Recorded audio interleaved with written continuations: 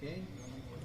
Sir, sige po. For first question lang, sir. Reaction lang po sa naging ruling ng Senate Impeachment Court on the judicial notice. We understand na opposed po tayo dito, pero restricted pa rin naman yung naging ruling ng impeachment. Opo. Reaction lang. Well, kami nire-respeto naman po talaga natin kahit ano yung maging ruling ng Senate Impeachment Court, whether it is in our favor or not. At kanina napansin naman po natin na maingat na rin po yung naging ruling dahil may mga restrictions imposed at kumbaga nilimitahan, no? Yung at in-emphasize kung ano yung ibig sabihin ng pag-grant nila ng motion for judicial notice. So sa atin, we'll just comply with the ruling of the impeachment court. Yung exact wording, I think kanina nabanggit sa amin, we'll have to see it through the journal because I think the presiding officer was making the ruling on the fly, no? Meaning hindi eksakto dun sa binabasa. So tomorrow we'll have to check the journal siguro. But then again, based on what was stated earlier by the presiding officer, ano naman po, no? Talagang may limitations imposed doon. Sir, dun sa Las Cañas naman po, kasi we understand that Attorney Sheila also objected on the pre-marking or marking of Yes. the portions of the Las Cañas Accident. Apo. And then may ruling din reaction naman. Same reaction din ako doon kasi while they allowed the marking, 'di ba? Ang napag-usapan rin naman that there is no admission, no, as to anything in that document. So wala naman tayong problema doon. Lalo na sinabi pa that that nag-rule naman yung court noon na hearsay siya. And so it's just as to the existence of such document and not to the contents thereof. So at tama rin naman na may panahon pa naman tayo mag-object kung kinakailangan man once that document is offered as evidence. Pero sir, hindi yun na nakikita na hindi fair yung ruling ng presiding officer. Considering sunod-sunod na parang yung mga objection nyo tiniturn down. Hindi po. Ayaw ko po talagang mag-cast ng any aspersions as to the partiality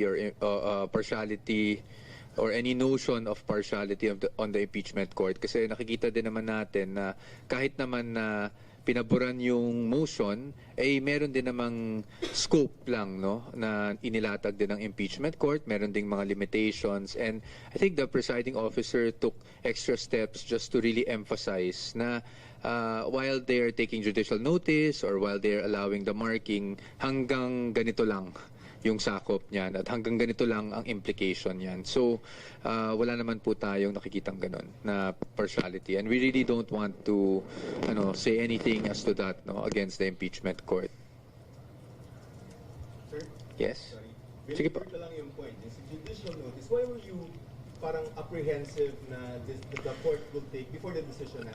Sir, you are I'll be subject to sub judice na naman because of your questions, Sir Joseph. But I think everyone can just go back to the arguments made by the defense through Attorney Christine Ferrer. And well, the court already made the ruling, so there's no need to belabor that point, I suppose, at this juncture. Sir, can you just expand yung sa no conflict of interest na ruling ng presiding officer?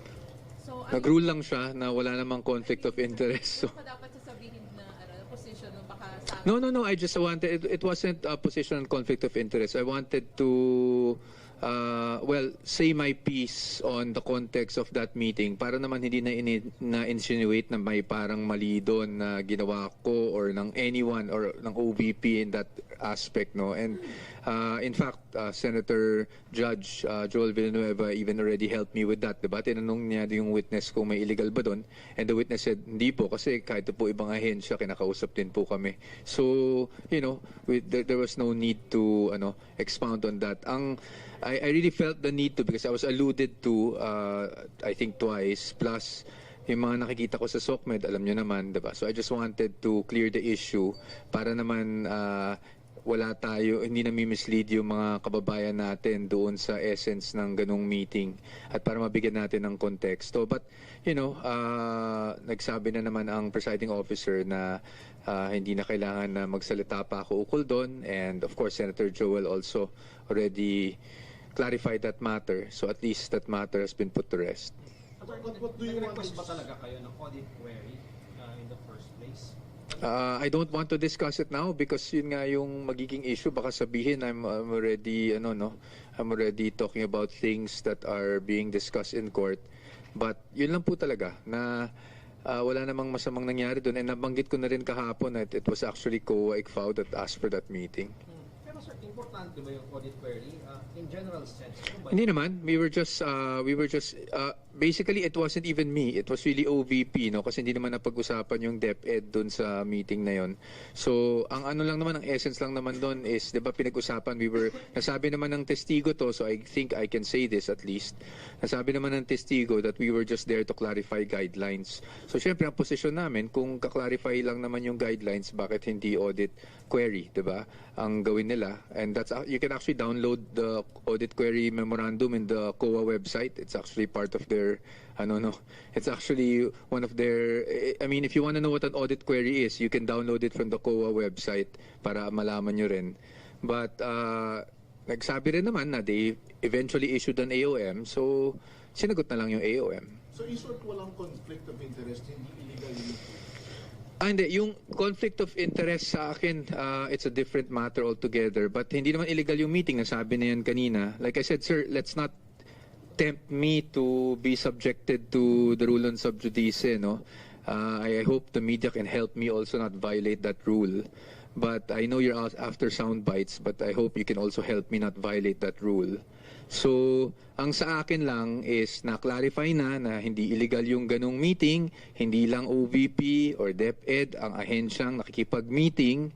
At ang panghuli is that yung conflict of interest, it was already ruled upon by the presiding officer, so I don't want to have to argue for myself. Kasi unfair din naman kay Senator Judge Tulfo, nagtanong lang naman siya, and I think it was a very innocent question. If I were in his shoes, I would have probably asked the same question kung may conflict of interest o wala.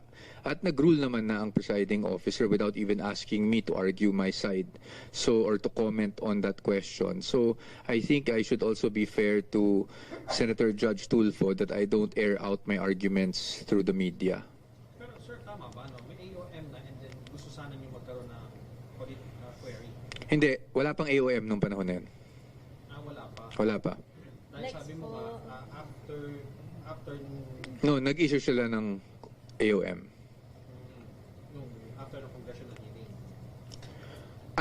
hearing. After ng budget hearing, nagka-meeting. Na, again, I have no personal knowledge on who called the meeting, no? Because I only relied on the OVP asking if I could join the meeting. And so, that meeting, according to the OVP, which was confirmed to me this morning, was called by ICFAO. They wanted to talk to OVP. So, inimbitahan lang ako kung pwede akong sumama. And at that time, I was also USEC of Finance, no? OIC USEC for Finance. So, ayoko nang pag-usapan kung ano yung napag-usapan sa meeting kasi nasabi na naman ng witness that it was really merely to clarify on the guidelines of the JC. I wanted to put some context on that kanina at humingi ako ng permiso kung pwede ako magsalita para lang malinawan ng ating mga senator judges at para hindi na malagyan ng kahit anong kulay yung ganyang meeting. But in any case, nasagot na rin naman ng testigo ni Attorney Wamil na hindi lang naman DepEd at OVP ang nakikipag-usap o lumalapit para mag-clarify ng mga guidelines, no? And when na-request sir yung audit query? No, it was napag-usapan lang siya na kung gusto niyo di pwede baka mag-issue ng ganito, and then they just issued an AOM. I really don't want to make a big fuss out of this. I hope you can understand kasi it's a dead issue for me. Why is the defense not amenable to the suggestion of the prosecution to use na lang your copies of the AR so that you can proceed? That goes into our own legal theory kasi, and that's why we have not been categorically stating those things because that goes into legal strategy. But the point is that parties can never be, whether it be the defense or the prosecution, cannot be forced to stipulate on anything. It's not meant to delay the proceedings. Of course not. Last 3 questions po. Attorney, you were asked by Senator Bam earlier kung tao ba yung mga pumirma doon or aliases lang yung ginamit.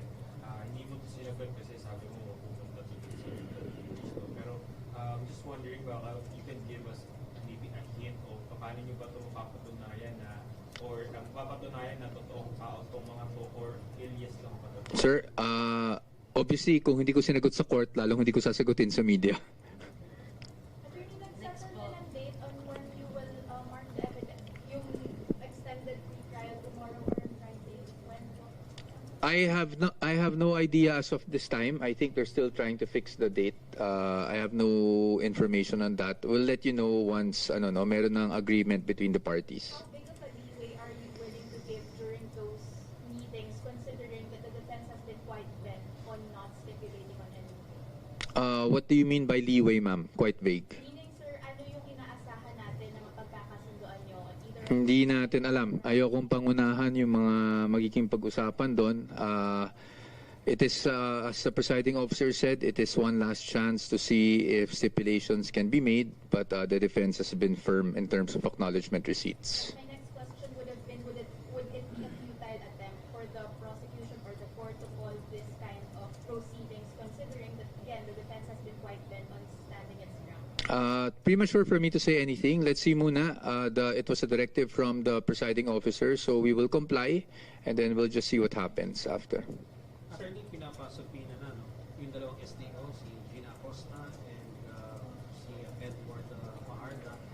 Paano yun? Maging hostile witness ba sila? Kasi obviously, taga-definite. That will be up to the prosecution po kung they will want to treat them as hostile witnesses because under the rules of court, if you want to treat any witness as a hostile witness, then they will have to be qualified in open court. So, kailangan pa nilang i-qualify yan and the court will have to declare them as hostile witnesses.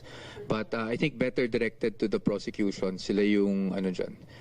sorry. Last po. I apologize. Pero comment lang, sir, reaction lang doon po sa Q&A kanina na sinabing it's unusual po na ibayad yung agamot for information for confidential activities. Yung anong amount po, sorry? Hindi ko nasabi amount, pero sinabi ko it's unusual na gamot na yung ibayad in exchange of information for confidential activities. That's an opinion of the witness, I think, no? That's an opinion of the witness. Siyempre, there will be other witnesses to be presented, and then you will also have to wait for evidence in chief for us to answer those things. Okay, pasensya na kayo. I'm sure you're frustrated with how restrained I am with my answers, but we have the rule, and I'll try to see what we can do so that you'll get more info, maybe from not from me. Thank you.